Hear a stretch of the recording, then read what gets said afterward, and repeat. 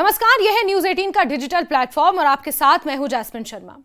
हम इस वीडियो में बात करेंगे एक बेहद अहम खबर की। 12 जून को अहमदाबाद में एयर इंडिया का विमान जो क्रैश हुआ था, भारतीय इतिहास में वो सबसे खतरनाक क्रैश था और अब AAIB की रिपोर्ट में क्या कुछ खुलासे हुए हैं आपको आगे बताएंगे।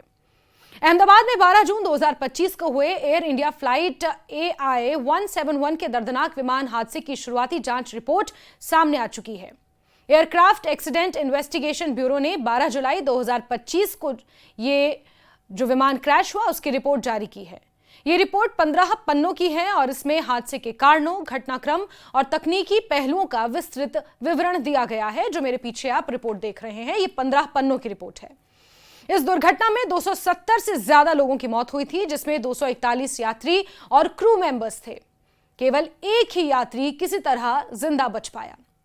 इस रिपोर्ट के अनुसार हादसे का कारण और पूरी सीक्वेंस क्या रही, यानी कि घटनाक्रम किस तरह से रहा, टेक ऑफ करने से लेकर क्रैश होने तक आपको बताते हैं। दरअसल टेक ऑफ के तुरंत बाद विमान के दोनों इंजन अपने अपने फ्यूल कट ऑफ स्विच के रन से कट ऑफ पोजीशन में चले गए, जिससे दोनों इंजनों को ईंधन की आपूर्ति बंद हो गई और वो बंद हो गए। ये स्विच 1 सेकंड के अंतराल पर बंद हुए, जिससे विमान की ताकत अचानक खत्म हो गई। कॉकपिट की रिकॉर्डिंग में एक पायलट ने दूसरे पायलट से पूछा कि क्या तुमने बंद किया स्विच, जिस पर जवाब मिला कि मैंने बंद नहीं किया। इससे स्पष्ट होता है कि यह गलती जानबूझकर नहीं हुई, लेकिन स्विच बंद होने का कारण अभी तक पता नहीं चल पाया है। पायलटों ने इंजन को दोबारा चालू करने की कोशिश की, जिसमें एक इंजन थोड़ी देर के लिए चालू हो पाया, यानी कि फ्रैक्शन ऑफ सेकंड्स के लिए चालू हो पाया, लेकिन दूसरा इंजन पूरी तरह चालू नहीं हो सका। विमान टेक ऑफ के तुरंत बाद बहुत कम ऊंचाई पर था, यानी कि जब विमान चलता है तो एलिवेट करता है तो बहुत थोड़ी सी ऊंचाई पर था, इसलिए इंजनों को दोबारा पूरी ताकत हासिल करने का समय नहीं मिला और विमान नियंत्रण खो बैठा। इस कारण विमान मेडिकल हॉस्टल, यानी जो BJ मेडिकल कॉलेज है, उसके हॉस्टल की इमारत से टकराया, जिससे भारी जनहानि हुई। इंजन बंद होते ही विमान की आपातकालीन बिजली और हाइड्रोलिक पावर देने वाली रैम एयर टरबाइन, यानी कि RAT सक्रिय हो गई। रैम एयर टरबाइन एक छोटी प्रोपेलर जैसी डिवाइस होती है जो हवा की गति से घूमती है और विमान के नियंत्रण उपकरणों को कुछ हद तक पावर सप्लाई करती है, ताकि पायलट विमान को नियंत्रित रख सकें। हालांकि RAT के सक्रिय होने के बावजूद विमान की ऊंचाई तेजी से गिरती रही, जिससे दुर्घटना टल ना सकी। ड्रीमलाइनर विमान के दोनों इंजनों में फ्यूल स्विच 2 पोजीशन में होते हैं, एक रन ऑफ, दूसरा कट ऑफ। रन पोजीशन में इंजन को ईंधन मिलता रहता है, जबकि कट ऑफ पर जाने से ईंधन सप्लाई बंद हो जाती है, जिससे इंजन्स भी बंद हो जाते हैं। टेक ऑफ के दौरान फ्यूल स्विच की गलती से कट ऑफ पर जाना विमान के लिए बेहद खतरनाक साबित होता है, क्योंकि इससे इंजन की ताकत अचानक खत्म हो जाती है और विमान नियंत्रण खो सकता है। AAIB ने दुर्घटना के तुरंत बाद जांच शुरू कर दी थी।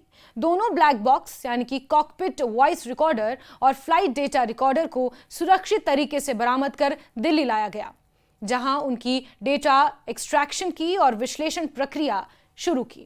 जांच में अमेरिकी नेशनल ट्रांसपोर्टेशन सेफ्टी बोर्ड, यानी कि NTSB के विशेषज्ञ भी शामिल हैं, जो विमान और इंजन के निर्माता देश के प्रतिनिधि हैं।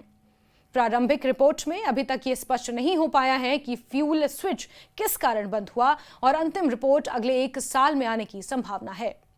रिपोर्ट में मौसम, बर्ड स्ट्राइक, सैबोटाज या अन्य बाहरी कारणों का कोई जिक्र नहीं है। विमान और इसके इंजन, यानी कि बोइंग 7878 और GE GEnx IB के संचालन में किसी तकनीकी दोष या चेतावनी की भी कोई पुष्टि नहीं हुई है। पायलट दोनों मेडिकल रूप से फिट थे। टेक ऑफ के समय विमान के थ्रस्ट लीवर सही स्थिति में थे, इसलिए यह हादसा मानवीय या तकनीकी त्रुटि के कारण हुआ प्रतीत होता है, लेकिन इस पर जांच जारी है, यानी कि कुछ टेक्निकल फॉल्ट या फिर पायलट की ही कोई गलती हो सकती है, जो उन्होंने शायद अनजाने में भी की हो सकती है। बोइंग का बयान और प्रतिक्रिया भी सामने आई है। बोइंग ने AAIB की रिपोर्ट जारी होने के बाद कहा कि वो जांच एजेंसियों और एयर इंडिया के साथ पूरा सहयोग कर रहे हैं। उन्होंने मृतकों के परिजनों के प्रति अपनी संवेदना भी व्यक्त की है और ये कहा है कि जांच में आवश्यक समर्थन प्रदान वो करते रहेंगे। First of all, I would like to appreciate the job done by AIB, a very commendable job. It was a very challenging task. In fact, for the first time, safely securing the black box and trying to decode the data and everything being done in India itself in the lab in Delhi for AIB, first of its kind. So I'd like to appreciate all the efforts they have put in to do a very transparent, very mature, professional way the investigation has been done, and also all the international protocols have also been respected and followed.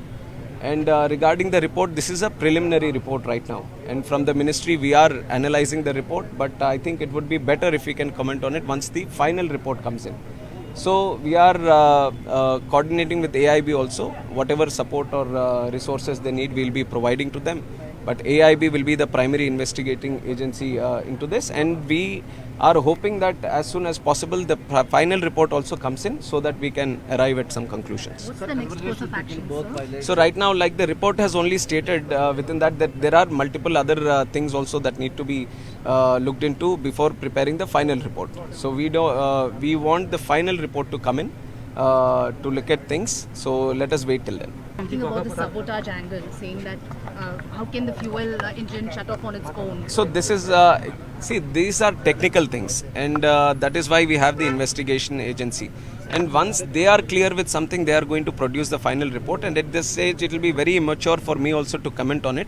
The preliminary has come in, but for something concrete we have to wait for the final report, and we will assist the AIB in getting it done soon. Boeing ने यह भी कहा कि अभी तक उनके विमान और इंजन ऑपरेटरों के लिए कोई विशेष सुरक्षा चेतावनी जारी नहीं की गई है और वो AIB की जांच के निष्कर्षों का इंतजार कर रहे हैं।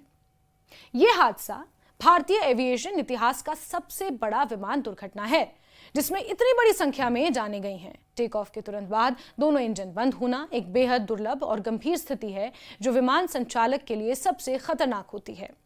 इस घटना ने विमान के फ्यूल स्विच की महत्ता को उजागर किया, क्योंकि स्विच के गलत पोजीशन में जाने से विमान की पूरी उड़ान जोखिम में पड़ सकती है, जो कि इस हादसे में होना माना जा रहा है। इस हादसे से यह भी स्पष्ट हुआ है कि पायलटों के बीच संचार और आपातकालीन स्थिति में त्वरित निर्णय लेना कितना महत्वपूर्ण होता है।